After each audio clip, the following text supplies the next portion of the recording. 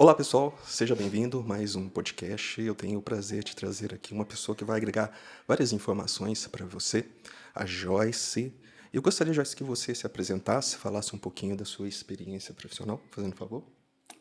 Olá, Marcelo. Boa tarde, Boa obrigado tarde. pelo Que convite. isso, de nada.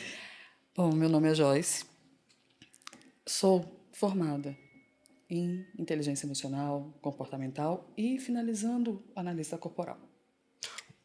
Ótimo, muito bom. Nós temos aqui vários assuntos que vão agregar hoje. Nós vamos falar sobre assuntos relativos à entrevista para empresas, desenvolvimento de inteligência emocional, então tem coisa muito boa.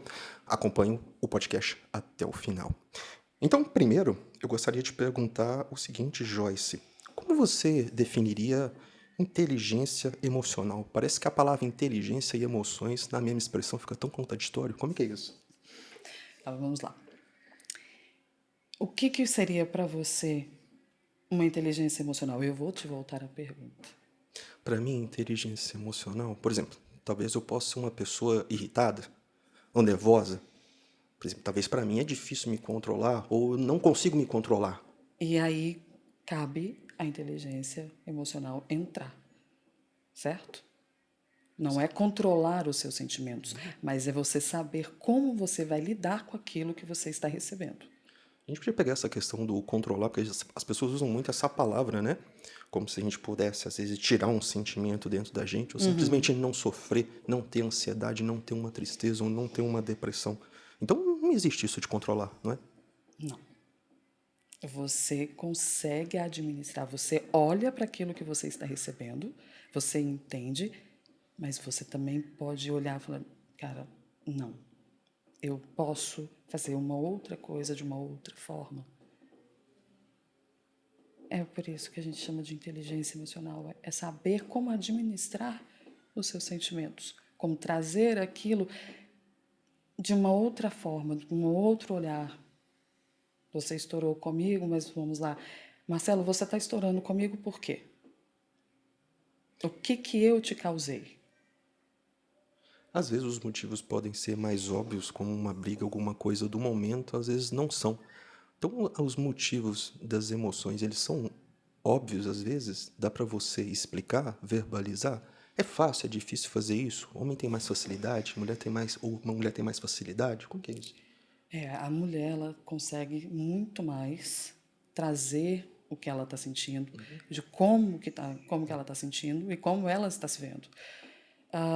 O homem ele tem um pouquinho mais de restrição, sim, né? Até mesmo eu posso dizer que é um pré-conceito com relação a não, eu tenho consciência, eu sei o que está acontecendo e eu domino aquilo.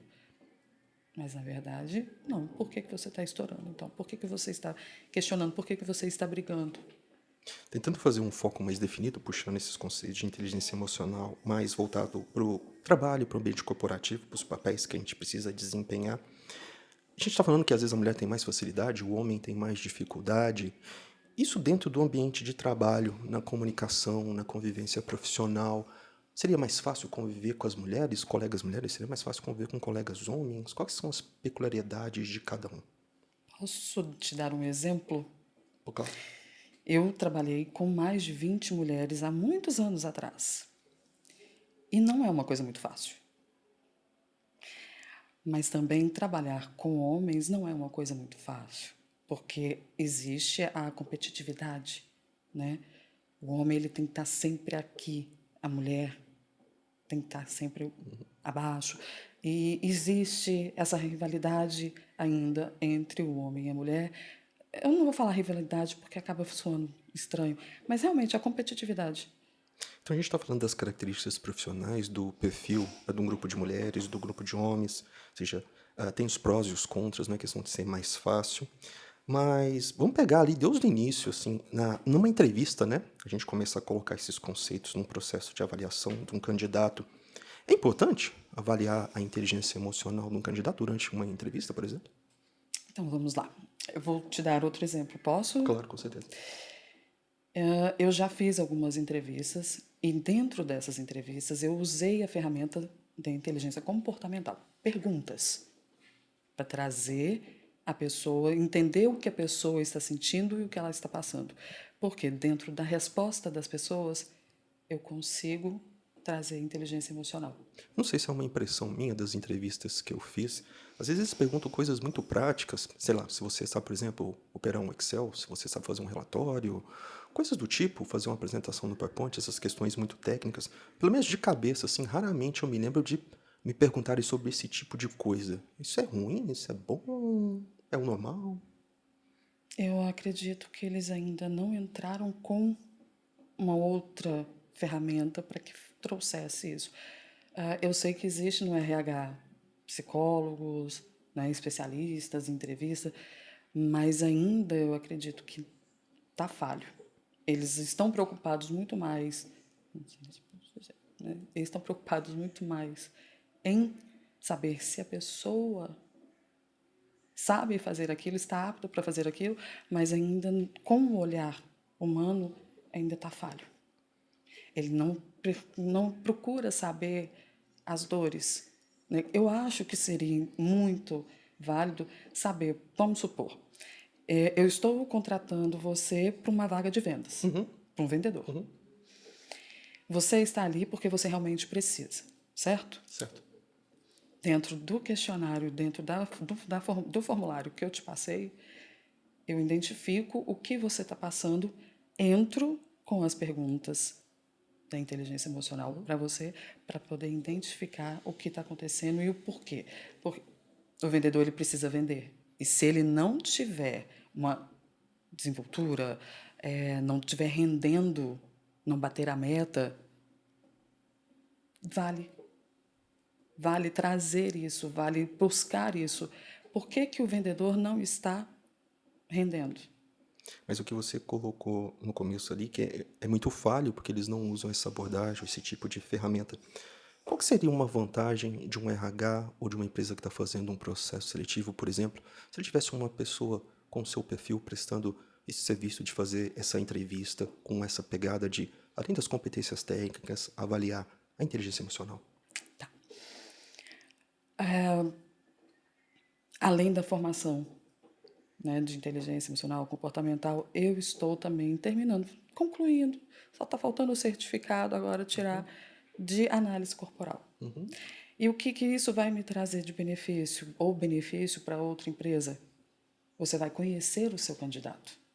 Você vai entender o seu candidato. Você vai perceber qual que é a dor dele e dizer para que área que ele funciona. Eu estou aqui para uma área de vendas, mas o meu perfil às vezes não é de vendas. Então, quer dizer, se uma empresa souber avaliar no que a pessoa seria boa fazendo, quais as habilidades emocionais, intelectuais que ela tem, então ela poderia aproveitar uma pessoa que às vezes não vai servir para aquela vaga que Exato. está sendo procurada e alocar ela numa outra vaga. Exato. Então, quer dizer, eu poderia concluir então que ela até economizaria nos próximos processos seletivos. Com certeza. Ótimo. Então é o seguinte, a Joyce ela trouxe aqui um formulário, né, que ela aplica, então ela está trazendo uma informação extremamente privilegiada que vai ajudar vocês nos processos de entrevista. Então ela trouxe umas perguntas aqui, muito interessante. É um formulário do entrevistado. Eu vou aqui mostrar aqui na câmera, um formulário que ela segue. Tem várias perguntas, então a gente vai começar aqui, né, talvez ela fazendo as perguntas. Ela fala, vamos tentar fazer aqui, ela faz as perguntas, eu vou tentando respondendo. E se eu falar alguma coisa errada, uma bobeira, ela vai me corrigindo. Tem horas que eu vou tentar forçar uma resposta certa, forçar uma resposta errada. E aí ela vai colocando o trabalho dela, como que funcionaria. Pode começar. Qual que é a vaga, perdão? Fala que é professor, porque eu sou professor. Então, né, vendedor, eu não sei, acho que eu não vou ser selecionado. Então vamos de professor. Vamos de professor. Professor. Oi, Marcelo. Olá. Boa tarde. Boa tarde. Então você está se candidatando para a vaga de professor? Sim, sim. Ok. Posso fazer algumas perguntas? Claro, pode sim. Por que esse cargo te interessa? Bem, como professor, eu acho que a primeira coisa que me vem na cabeça é que eu gosto muito de aprender e de ensinar. Sim. E o que mais? Eu gosto de me relacionar com pessoas. Às vezes tem algumas pessoas que eu tenho mais facilidade, tem umas pessoas que eu não tenho tanta facilidade. E por que você não teria tanta facilidade com essas pessoas? Como você tem, outras não. Geralmente eu lido mais com um público adulto, que eu já trabalho já há muito tempo. E para lidar com adolescentes, por exemplo, e crianças, eu acho que com adolescentes eu tenho dificuldade, com crianças eu acho que eu teria muita dificuldade. Então, o seu público, então, seria juvenil, jovens É ou o, adultos? o público que eu me sinto mais à vontade, mais tranquilo mesmo, para não dizer assim, empolgado, trabalhando é com o público adulto. Mas com o público adolescente, às vezes sim, às vezes não, então não é uma coisa tão estável. Ok.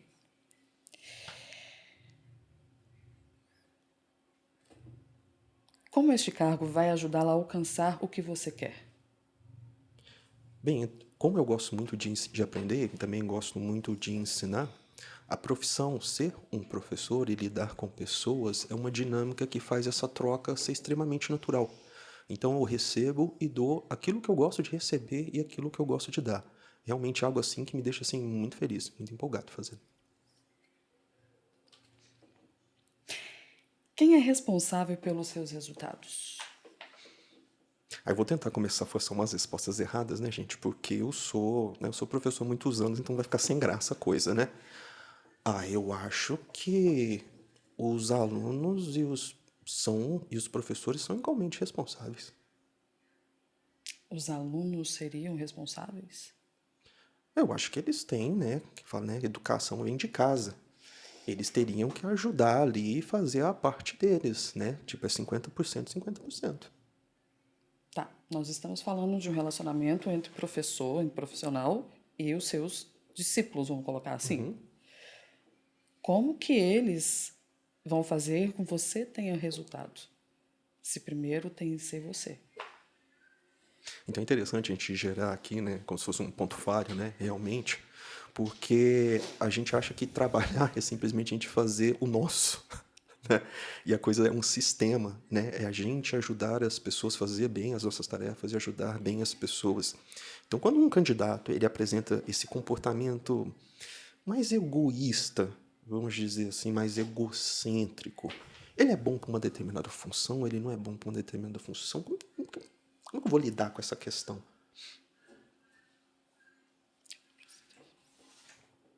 Por exemplo, um professor, né? Ele vai lidar com um grupo, né? Então é ele e o grupo.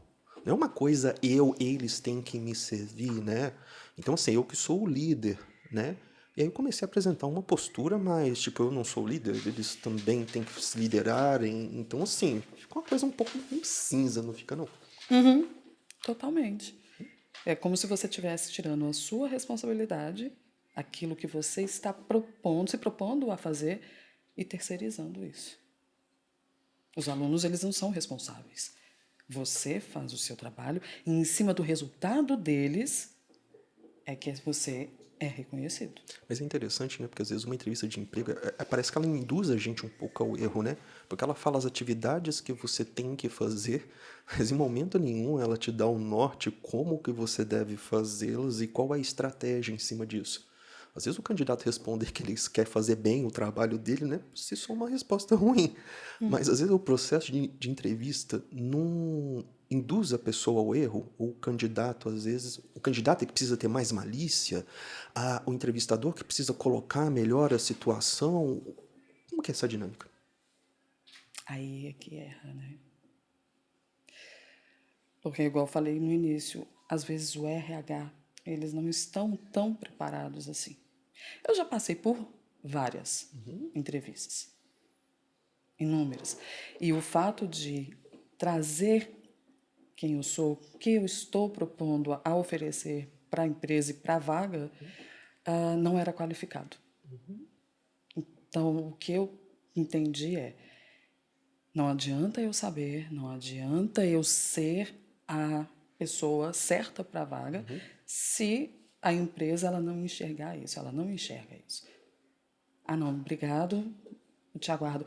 É outra coisa que mexe um pouquinho com o emocional do candidato: o não dar retorno. Dê retorno.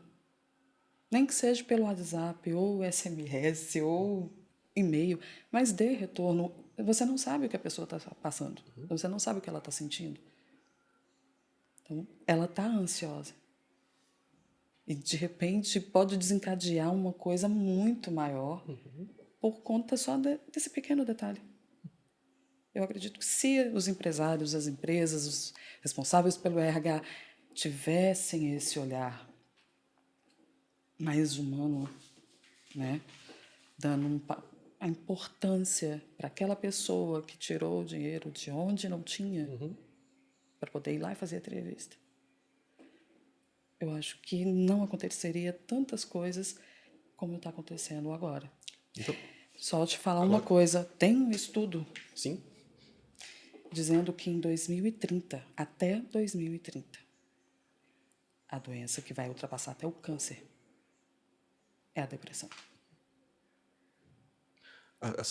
As perspectivas realmente não são positivas, mas colocando assim dentro do processo de entrevista, né, às vezes fica uma coisa um pouco mecanicista, né? A pessoa vai te fazer uma quantidade de perguntas, você nunca tem a certeza se você respondeu certo ou errado, se você respondeu bem, e não tem realmente aquele tom assim de conversa, de querer ambos se entenderem, espelharem intenções e expectativas.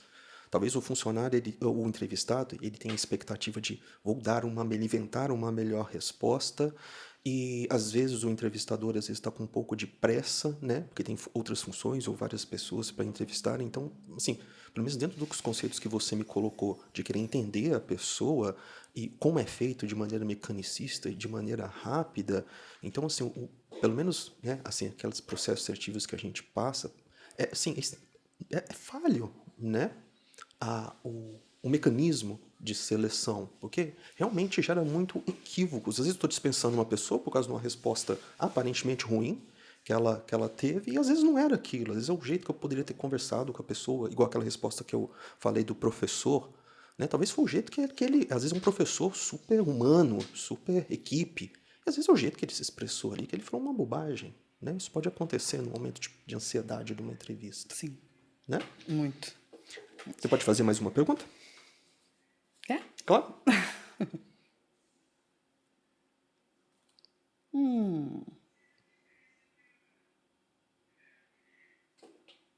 O quão bom você é em aceitar ajuda a outras pessoas? Ajudar a aceitar a ajuda de outras pessoas? Sim. Olha, eu acho, assim, geralmente é uma característica um pouco minha, ao longo do tempo, ser muito autossuficiente e não me abrir a ser ajudado. Não quer dizer que eu seja perfeito, mas assim, eu consigo fazer o meu serviço e me virar com os problemas. Então eu tendo, uma característica minha, a não pedir uma ajuda nenhuma ou muita ajuda ao longo do tempo. E por quê? Talvez a sensação da autossuficiência, que eu consiga resolver tudo sozinho, eu levo as coisas dessa maneira. Não sei se é porque é mais rápido, mais cômodo, talvez algo Ou nesse talvez você não sentido. queira incomodar outras pessoas? Talvez eu não queira incomodar, mas talvez, não sei, se talvez um excesso de confiança em mim. E assim, às vezes eu não sinto a necessidade e simplesmente não sinto a necessidade. Me conta uma coisinha. Como você era quando pequeno? Você resolvia suas coisas sozinho ou você aceitava ajuda? Geralmente eu sempre fui uma pessoa curiosa de querer aprender, observar e fazer as coisas. Então, geralmente eu conseguia me virar sozinho, mas eu pedia ajuda também. Mas eu gostava muito de experimentar e ir aperfeiçoando a maneira de fazer as coisas. Isso é uma característica muito minha até hoje. Essa questão de ir se aperfeiçoando, diminuindo erros, enganos e tendo um domínio da situação. É uma característica muito minha procurar pelo domínio da situação. Eu amadureci, eu acho que controle não existe. Mas você pode ter uma maestria no que você faz, conseguir fazer várias coisas bem, ou muito daquilo que você precisa. Por exemplo, eu sou um professor, mas eu escrevo também, eu tentei melhorar minha escrita, tentei melhorar minhas técnicas de gravação. Então, dentro das habilidades que eu precisava, eu tentei desenvolver o máximo. Ser um especialista da escrita? Eu não sou. Ser um especialista da gravação? Eu não sou. Mas eu consegui uma certa autonomia nesse sentido. Tá. Aqui, na sua resposta, eu consigo enxergar o ego.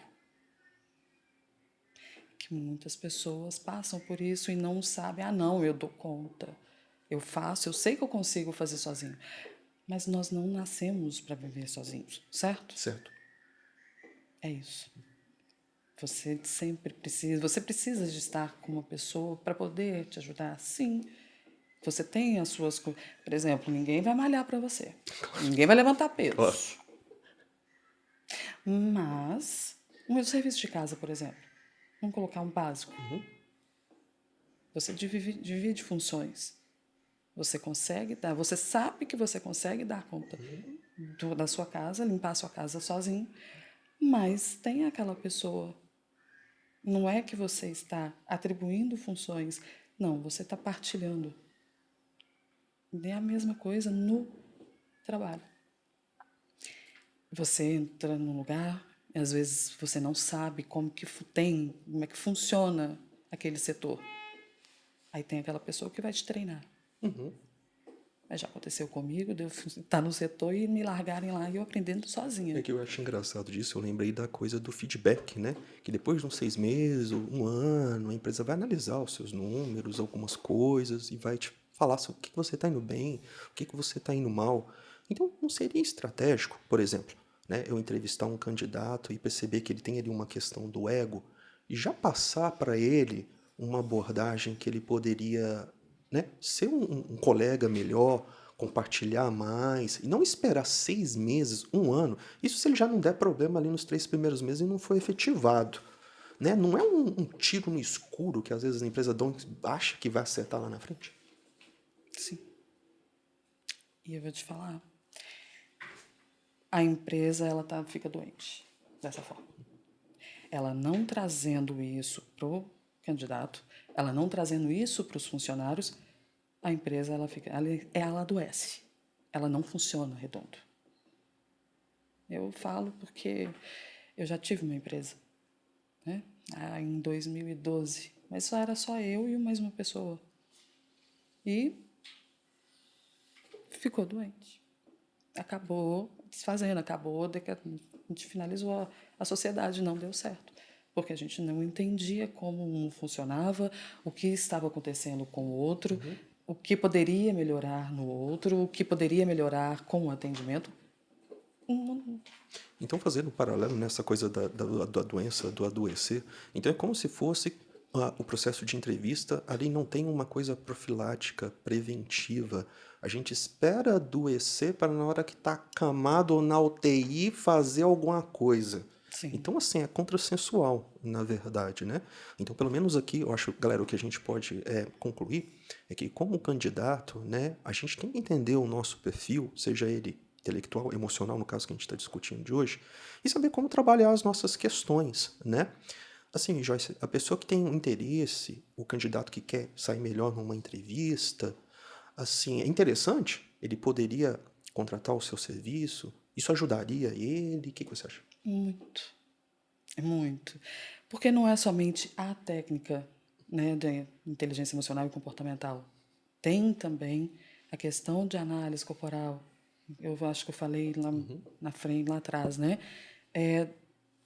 Você olhando para a pessoa, você consegue identificar no que ela é boa. Os traços, né, os olhos, a boca, nariz, testa, corpo, me dizem como ela funciona. E se ela está na dor ou se ela está no recurso. Numa entrevista eu consigo identificar jogando essas ferramentas mais a análise corporal. Ótimo, ótimo, excelente. A gente tem mais tempo? Dá para fazer mais uma pergunta? Claro.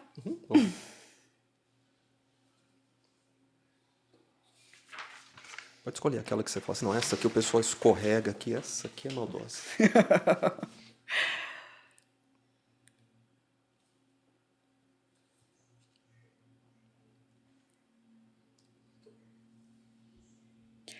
Em um dia comum, você se considera uma pessoa de alto ou baixo nível de energia?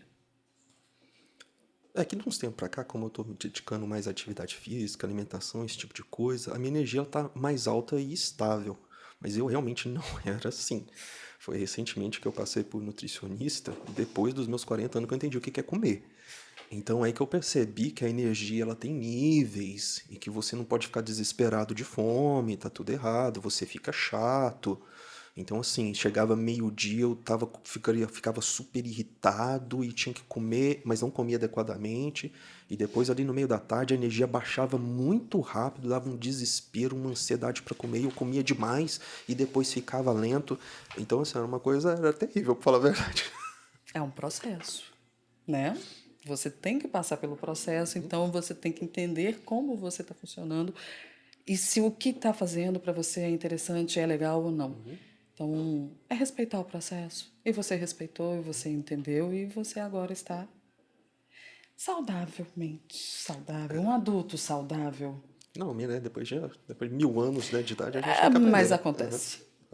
E a Acontece. gente percebe essa relação, né, do autocuidado com o desempenho profissional e o bem-estar, na verdade. A gente está falando de desempenho profissional, de entrevista. É uma questão, na verdade, a gente se sentir feliz, bem consigo mesmo. E isso vai refletindo nas áreas da vida. Numa entrevista, você trabalhando, relacionamento com os colegas, com os familiares. A gente poderia fazer vários raciocínios. E, então, o que você dá de dica para o candidato chegar bem menos ansioso, com um pouco mais de energia? Como que, como que esse nível de energia poderia estar ideal, propício ali no momento, no dia da entrevista? Tá, você falando aí, eu tô lembrando de quando eu ia fazer entrevistas, eu ficava muito ansiosa. Mas muito. Eu não conseguia dormir, eu não conseguia comer. É a mesma coisa do vestibular, né? Então, você, se você não tem o costume de fazer meditação, procure fazer uma caminhada. Né? Eu associo muito dentro dos processos, né, dos atendimentos que eu faço, associar a meditação, ao Ho Oponopono, com o exercício físico. Eu não entro muito na alimentação, mesmo sabendo, porque eu já fiz CrossFit, porque a gente sempre malhou na vida. Então, assim, a reeducação alimentar eu não entro porque, primeiro, que eu não tenho autonomia para fazer isso. Sim. Mas eu sei. Mas só que o que serviu para mim eu não posso fazer para o outro. Mas é isso.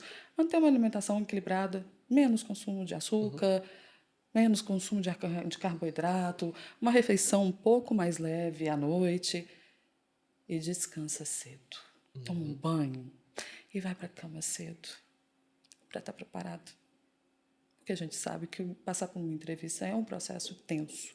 A gente não sabe o que está esperando. A gente está com um monte de problemas. Nós temos muitas coisas, muitas questões. E, e o entrevistador, ele não quer saber disso. Ele não sabe, ele não está interessado. Eu posso estar falando até besteira. Eu estou falando das minhas experiências. Eu acho que é engraçado, né? No momento de uma entrevista, as pessoas já estão ansiosas, né? E ninguém te oferece uma água. É Tô verdade. pensando em todas as minhas entrevistas. Ninguém falou assim, você quer tomar uma água? Você quer ir no banheiro? Você precisa de alguma coisa, né? Um lanchinho ali, tem uma lanchonete ali e tal. Se você quiser alguma coisa antes, né? Ninguém se preocupa com isso. Esse tipo de coisa. É lógico, né? É a gente que é candidato que tem que fazer, né, esse lado e não esperar que Papai Noel apareça nessa hora. Acho que ficou bem claro, né? As dicas, né? A preparação, né? Dormir bem, para acordar com energia, alimentação leve, claro, para ter energia, mas, né, não tá ali com uma congestão ali, né, na hora da Sim. entrevista. Tem um online também, né? Eu vou só finalizar aqui Claro, com certeza. rapidinho. Dá vontade. Tem um online. O online também, eu já fiz entrevistas online e foi bem rápida. Mas mesmo assim, o sentimento ainda vem, né? Da ansiedade, da adrenalina, vem, porque é uma coisa que você está precisando, o outro que está do outro lado lá não está interessado em saber se você precisa, se você não precisa, se você tem condições, se não tem, como que você está pagando a sua internet, como que você tem o seu celular. Então, eles não estão querendo saber, né? Então, mas é isso. Mesmo no online, por favor, faça alimentação balanceada, uma caminhada para poder tranquilizar, sabe, deixar as ideias virem para descansar depois. Tomar um banho e descansar. Não tem outra coisa, outra forma, outro segredo. Então, Joyce, eu queria aproveitar, né, para a gente finalizar, e como que o pessoal vai ficar curioso, né, sobre o assunto, vai querer saber mais, também ali poder contratar o seu serviço para poder sair melhor numa entrevista, como que eles te acham nas mídias sociais? Onde que você tá? Tá, Marcelo? Ahn, tem o meu Instagram, tá? Que é o @joyce.gmiranda. Ótimo. Seria basicamente isso mesmo. Perfeito, pessoal. Segue ela lá, adiciona ela, manda o direct, ok?